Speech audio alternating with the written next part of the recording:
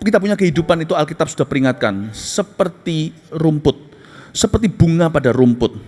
Bunga itu sebentar layu, rumput itu juga, dan tempat itu digantikan yang lain dan tidak ada orang mengingatnya.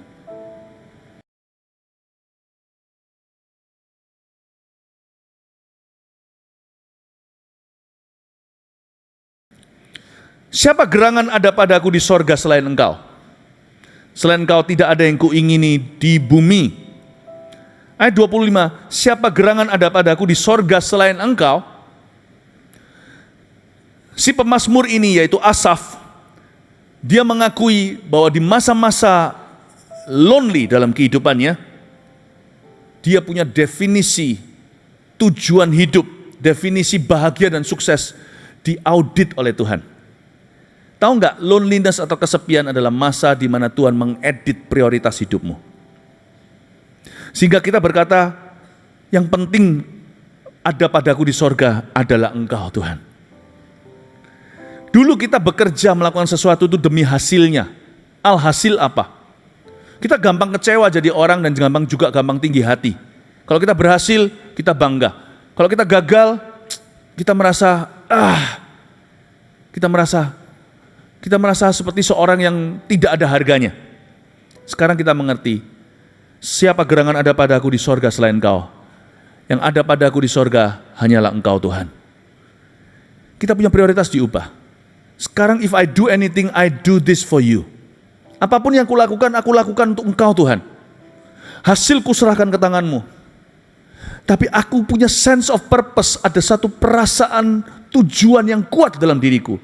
Engkau memanggil aku untuk melakukan ini, aku harus setia. Kalau aku berbuah 100 kali ganda, terpujilah nama Allah. Kalau 60 saja, still terpujilah Tuhan. Kalau 30, aku masih memujimu.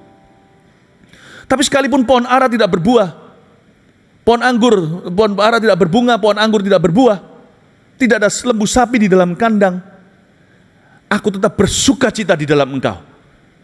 Orang biasanya sampai ke titik itu harus melalui lonely dulu. Benar? Karena seperti ini, buah seperti ini tidak di dalam masa honeymoon dengan Tuhan, tapi masa padang gurun. Masa padang gurun itu membuat orang-orang tahu bahwa gunung batunya adalah Allah. Nah, padang gurun menjadi padang belantara, mati banyak arwah. Di situ banyak orang Kristen gugur dalam musim hidup itu. Kalau mereka jadi orang yang kecewa dan kepahitan, lalu meninggalkan visinya, nah itu bahaya. Itu kelompok orang-orang Israel yang mati semua di padang gurun di zamannya Musa dan Yosua. Jangan.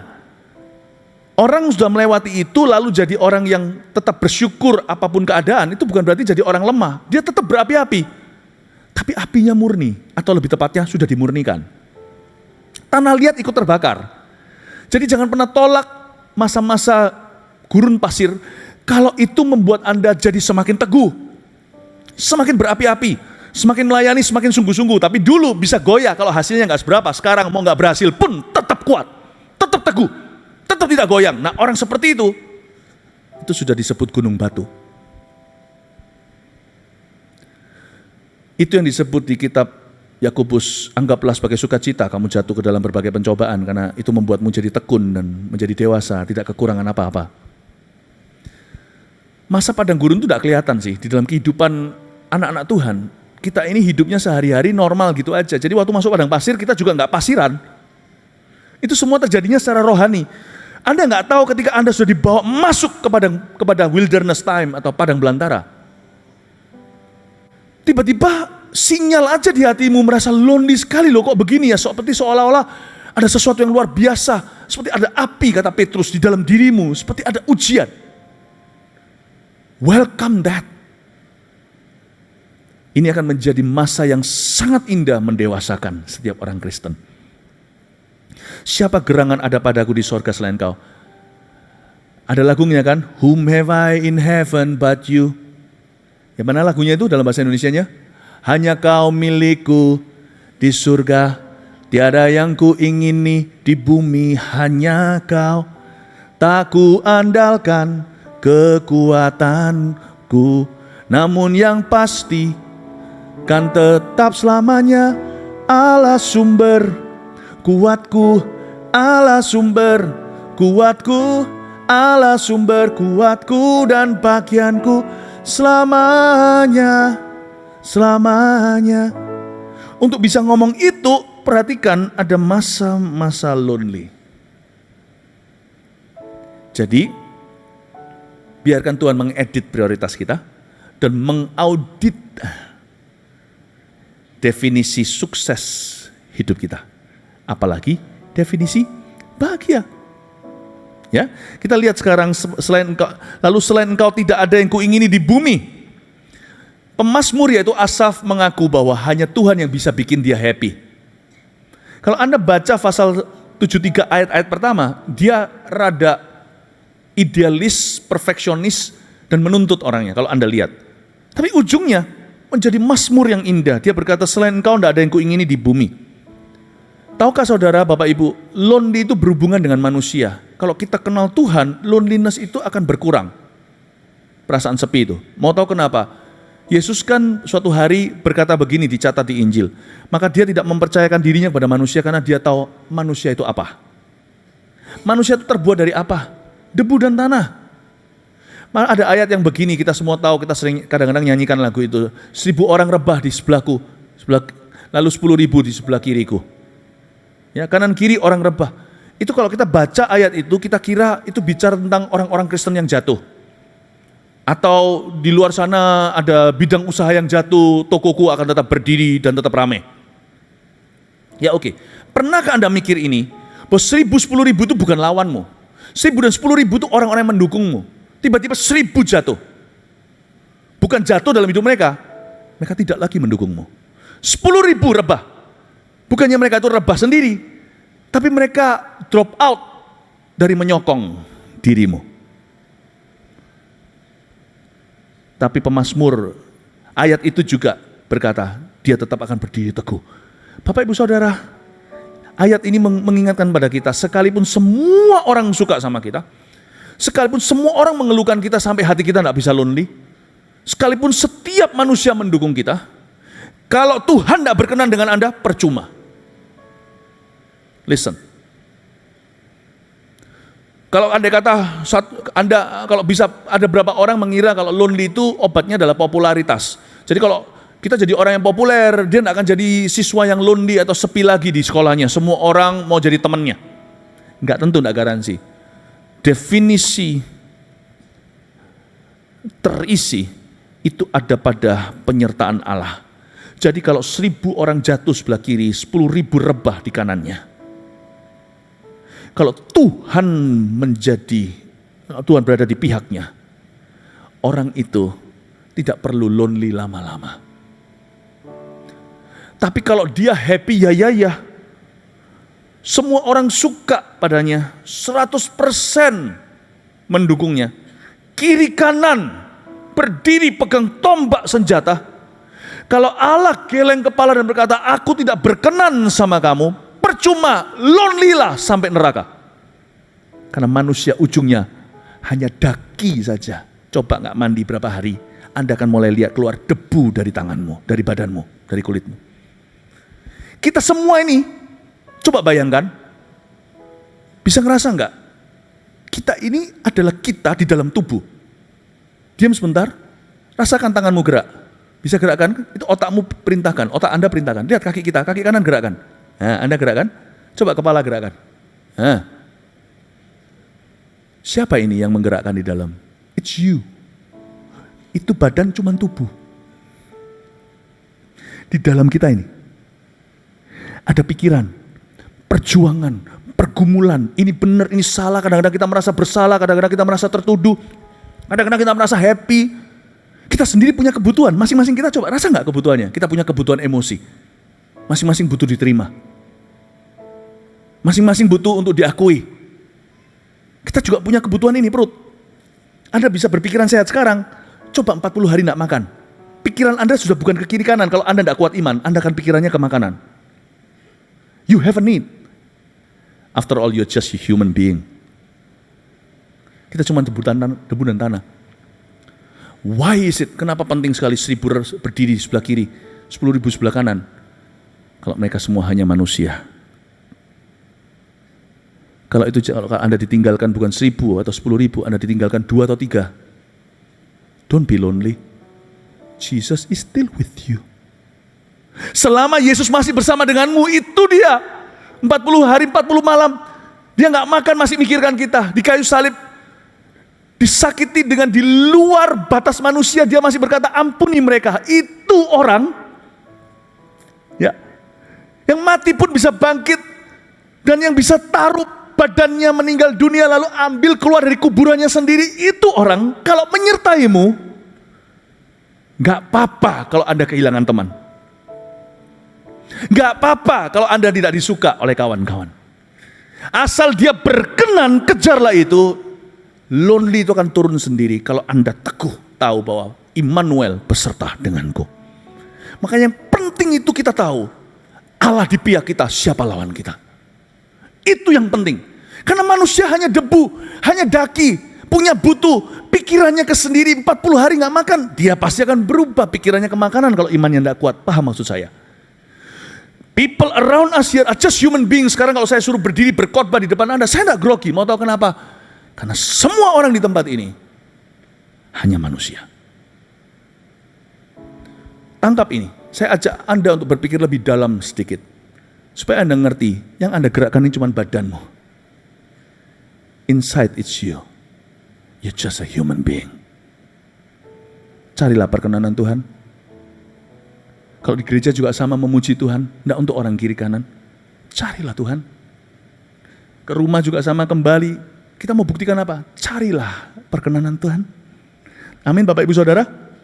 Sekalipun dagingku ini dan hatiku habis lenyap, dia menaruh yang namanya manusia pada perspektif yang seharusnya.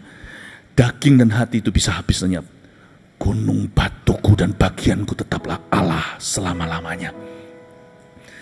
Kata gunung batu itu sekali lagi, masa-masa kesepian itu bisa menjadi masa-masa yang membuat kita kuat.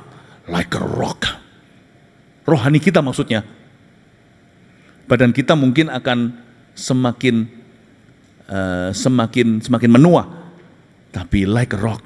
Saya hari-hari ini, waktu saya kemarin liburan sempat kunjungi seorang teman yang ada di panti jompo di Kanada. Dan saya juga mengunjungi beberapa orang yang sudah tua. Bukan di panti jompo, di rumahnya. Dulu orang-orang yang happening sekali. Ya. Di suatu zaman dalam hidupnya, bukan public figure, tapi sangat happening. Sangat-sangat terasa kehadiran orang itu di antara kami. Tapi sekarang sudah tidak bisa berbuat apa-apa, usianya sudah tua sekali. Bapak Ibu Saudara, saya melihat perbedaan antara orang yang daging dan hatinya habis lenyap karena usia. Tapi yang gunung batunya adalah Tuhan. Dengan mereka yang daging dan hatinya lenyap, tidak punya Tuhan. Benar saya beritahu. Banyak orang minta panjang umurnya, tidak punya Tuhan. Jangan minta panjang umur, karena nanti pada masa tuamu membosankan. Artis saja tahu, artis itu usianya sebentar, mau Korea mau apa. Kalau dia tidak eksis, album, konser, kemana-mana segalanya, dia akan cepat dilupakan. Dulu orang tergila-gila FC. Sekarang Korea. Waktu terjadi seolah-olah selama-lamanya, nanti suatu hari itu cepat. Artis itu usia bisnisnya sebentar. Ya, usia bentar. Nah, saya beritahu kalau mereka tidak eksis lagi, mereka akan cepat dilupakan. Jangan lupa manusia itu seglorious apapun, konglomerat, pendeta, apapun juga pengusaha, orang yang siapapun juga, semuanya. Kalau kita punya kehidupan itu Alkitab sudah peringatkan, seperti rumput, seperti bunga pada rumput. Bunga itu sebentar layu, rumput itu juga, dan tempat itu digantikan yang lain dan tidak ada orang mengingatnya. Itu yang disebut dagingku dan batinku habis lenyap. Tapi kalau gunung batuku adalah Allah, bagianku tetap selama-lamanya. Bapak Ibu Saudara, yang saya sebutkan tadi itu beberapa orang-orang tua yang happening sekali. Tetapi waktu saya kunjungi, mereka bisa nikmati persekutuan dengan Tuhannya. Terakhir saya di panti jompo di Kanada itu, saya bawa anak-anak saya. Mereka lihat di senior home. Mereka lihat, ini loh ujung hidup manusia kalau panjang umur. Di sana sih nggak bisa apa-apa. Karena orang-orang tidak semudah di Indonesia, banyak yang bisa bantu. Di situ kehidupan lebih keras. Anak-anaknya, menantunya semua harus kerja untuk hidupi keluarga. Nggak bisa angkat, orang nggak bisa terus, nggak bisa terus take care orang tuanya. Saya lebih suka kalau di Asia orang tua tidak dimasukkan ke panti jompo. Orang tua dijaga anaknya sendiri, itu lebih baik.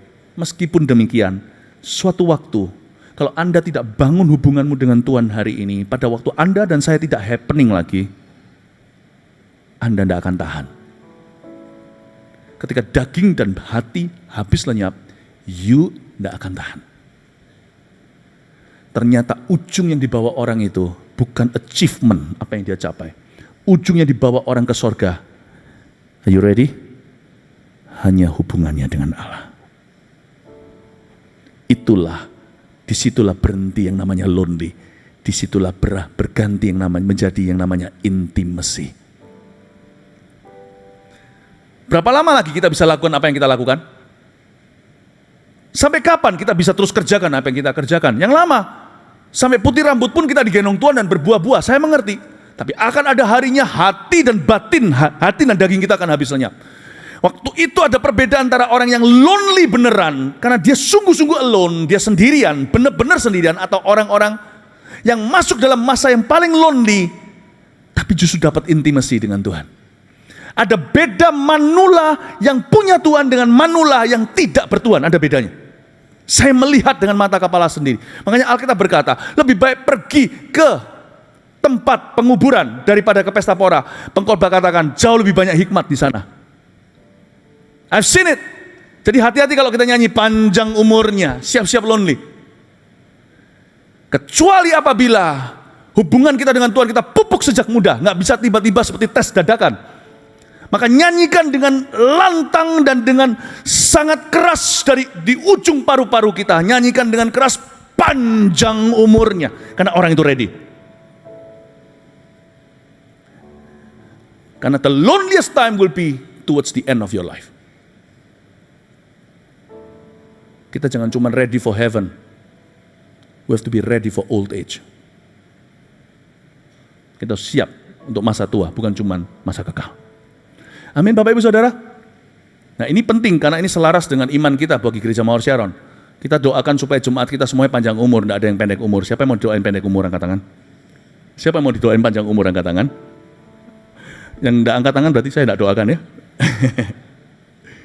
Mari kita siapkan hati kita untuk sungguh-sungguh punya Tuhan di setiap musim hidup kita. Ayat 27, 28, setelah ini saya selesai, sebab sesungguhnya siapa yang jauh daripadamu akan binasa. Kau binasakan semua orang yang berzina dengan meninggalkan engkau. Ini peringatan, yang jauh daripada Tuhan akan binasa, berzina dengan meninggalkan Tuhan. Lonely times, waktu-waktu yang kesepian itu bisa menjadi waktu di mana kita jatuh dalam dosa dan dalam kecanduan. Sebenarnya orang merokok itu pada dasarnya bisa bebas, sampai dia merasa lonely itu bahaya, dia bisa ambil lagi satu batang. Apa yang lebih bahaya dari narkoba yang membuat orang jatuh ke narkoba adalah loneliness biasanya ada perkecualian sih. Pergaulan buruk itu sudah pasti. Dari keluarga-keluarga yang tidak kurang memperhatikan anaknya berkeliaran di jalan. Oke? Orang lonely juga bisa selingkuh. Orang bisa bebas pornografi selama 2 bulan. Kalau memang kecanduan. Lalu suatu hari dia merasa sendiri, jatuh lagi. Karena itu Bapak Ibu Saudara, Alkitab memperingatkan pada kita, pada saat kita baik-baik aja jangan main dengan dosa. Apalagi waktu hati kita sedang dalam konteks yang sangat-sangat rawan. Orang yang lonely akan mudah untuk diseret ke dalam dosa. Tapi ingatlah, bangun persahabatan dengan Kristus, masuk hadiratnya, cari nasihatnya, bangun terus itu kerohanian. Ya, lonely time is a good time to seek the Lord, adalah waktu yang baik untuk mencari Tuhan. Jangan jatuh dalam dosa. Karena orang baik-baik aja jatuh aja susah pulih. Apalagi kalau orang yang lonely jatuh, tantangannya double. Karena yang perlu ditanggulangi bukan cuma dosanya, tapi lonely-nya. Orang yang kesepian lalu jatuh ke dalam dosa dan berbagai macam kecanduan, orang itu hanya lari dari kenyataan. Pada waktu dia nanti harus kembali kepada Tuhan, sudah campur baur, dia tidak bisa tanggulangi lonely-nya karena dia sudah harus urusi dosanya. Orang seperti itu biasanya akan susah tertatih-tatih untuk berdirinya atau untuk kembalinya. Biasanya lebih gampang untuk binasa. So when you're lonely, watch out. Watch the road. Karena itu Alkitab mengatakan di ayat 28 terakhir, cara terbaik untuk orang yang merasa kesepian, merana hatinya adalah, tetapi aku suka dekat pada Allah. Saya sudah jelaskan tadi, masuk ke hadirat Allah, cari nasihatnya. Aku menaruh tempat perlindunganku pada Tuhan Allah supaya dapat menceritakan segala pekerjaannya. Sekali lagi, aku menaruh, kata aktif, tempat perlindunganku pada Tuhan Allah. Dia taruh rasa amannya pada sesuatu supaya dapat menceritakan segala pekerjaannya. Jadi dia punya pandangan hidup yang jelas pada saat dia sedang kesepian. Berarti nomor 3, setelah yang satu masuk ke hadiratnya, 2 carilah nasihatnya, ketiga sengajalah masuk dalam rencananya. Sengaja, harus agresif. Kalau Anda lonely karena betul-betul alone, Anda kesepian karena memang sendirian, keluar dari kamarmu, lakukan aktivitas yang berguna. Kalau Anda ditinggal meninggal, mati oleh seorang yang Anda kasih, ketika katakan Anda sekarang jadi seorang janda, ya, bergabunglah, tapi jangan terus bergabung dan bergabung saja. Ada satu titik, satu waktu Anda harus keluar lagi pelayanan. Minta kekuatan dari orang-orang yang bisa memberi Anda rasa aman dalam Tuhan. Jangan jatuh ke tangan salah, tapi ke dalam tangan anak-anak Tuhan. Ya. Melayani lagi, move on dengan kehidupan. Ya, taruhlah hatimu di tempat perlindungan Tuhan. Menaruh tempat perlindunganku pada Tuhan Allah. Cepat taruh. Kata taruh itu meletakkan itu sengaja. You harus meletakkan hati. You harus meletakkan kaki. Step outside your room. Get out. Berteman. Pelayanan. Lebih baik lagi untuk menceritakan segala pekerjaannya. Harus sengaja keluar dari mood lonely itu. Supaya jangan tenggelam di dalamnya. Don't fight. Just get out. Don't fight it. Just get out. Jangan lawan itu. Keluar saja, cepat keluar, dan sengaja maju dalam rencananya. Tanya sama diri sendiri, tanya sama Tuhan, what is your next plan for me? Apa rencanamu berikutnya dalam kehidupanmu? Itu yang kupersu. Orang yang putus cinta juga sama, ditinggal pacarnya. Jangan meratapi selama-lamanya sampai Tuhan datang kedua kalinya. Move on, exercise, olahraga lagi, balikan lagi schedule-nya.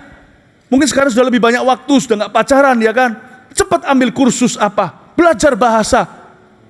Itu bukan pelarian, itu menaruh tempat perlindungan. Amin Bapak Ibu Saudara. Oke, bagaimana kita menang atas perasaan sendirian, perasaan kesepian? 1, masuk ke hadiratnya. 2, carilah nasihatnya. 3, sengajalah maju dalam rencananya. Saya berdoa setiap kita di tempat ini berbuah pada setiap musimnya. Kasih tepuk tangan untuk Tuhan. Haleluya. Mari kita semua bangkit berdiri. Kebaktian berikutnya saya mau bicara khusus tentang putus asa mereka yang sudah ingin give up apapun yang Tuhan katakan menjadi milik hidupnya. Saya berdoa supaya Anda semua ditolong oleh Roh Kudus. Roh Kudus adalah mata air hati dalam segala musimnya.